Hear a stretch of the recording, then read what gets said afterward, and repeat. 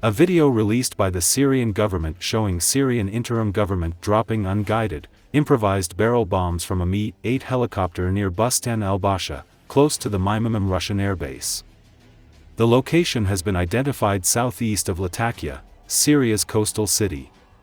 Barrel bombs, infamous for their capacity to deal mass civilian casualties, are filled with explosives, scrap metal, nails, and bolts.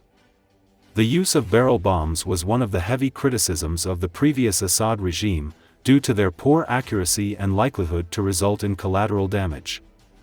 Recall, ousted Assad regime transformed Qasioun Mountain in Damascus, a restricted area for civilians, into a barrel bomb production facility during Syria's civil war. Syria's new rulers, who ousted Assad in December, said a military operation is now being launched in the former president's hometown of Qardaha. In his first statement since the violence broke out, the country's interim president Ahmed al-Shara said Syria would pursue the remnants of the ousted Assad regime and bring them to trial.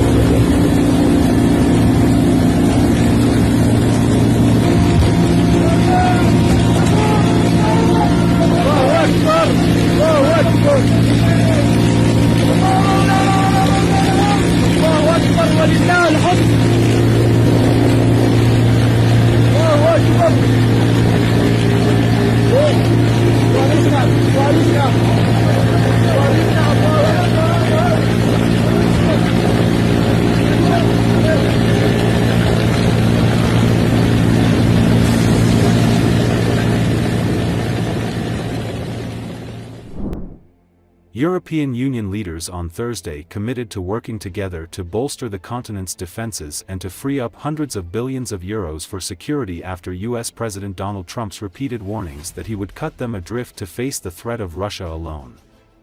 According to Associated Press, with the growing conviction that they will now have to fend for themselves, countries that have faltered on defense spending for decades held emergency talks in Brussels to explore new ways to beef up their security and ensure future protection for Ukraine. Today history is being written, European Commission President Ursula von der Leyen told reporters after the summit ended. She said the 27 EU leaders are determined to ensure Europe's security and to act with the scale, the speed, and the resolve that this situation demands. We are determined to invest more, to invest better, and to invest faster together. The pledge underscored a sea change in geopolitics spurred on by Trump, who has undermined 80 years of cooperation based on the understanding that the US would help protect European nations following World War II. The leaders signed off on a move to loosen budget restrictions so that willing EU countries can increase their military spending. They also urged the European Commission to seek new ways to facilitate significant defense spending in all member states, a statement said. The EU's executive branch estimates that around 650 billion euros could be freed up that way. The leaders also took note of a Commission offer of loans worth 150 billion euros to buy new military equipment and invited EU headquarters staff to examine this proposal as a matter of urgency. Hungarian Prime Minister Viktor Orbán, a staunch supporter of Trump and considered to be Russian President Vladimir Putin's closest ally in Europe, refused to endorse part of the summit statement in favor of Ukraine.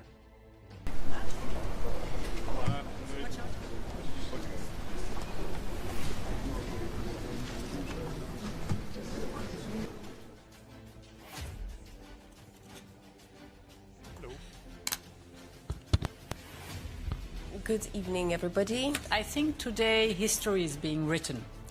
We are coming out of this European Council very determined to ensure Europe's security and to act with the scale, the speed and the resolve that this situation demands. We are determined to invest more, to invest better and to invest faster together. From Paris to London to Brussels, We have shown that we are willing and able to step up our joint efforts and to coordinate effectively.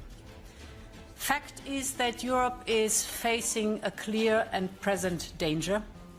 And this is why I presented the Rearm Europe plan today to the leaders. A plan to give Europe the military capability that it needs to face today's threats. It could mobilize up to 800 billion euros.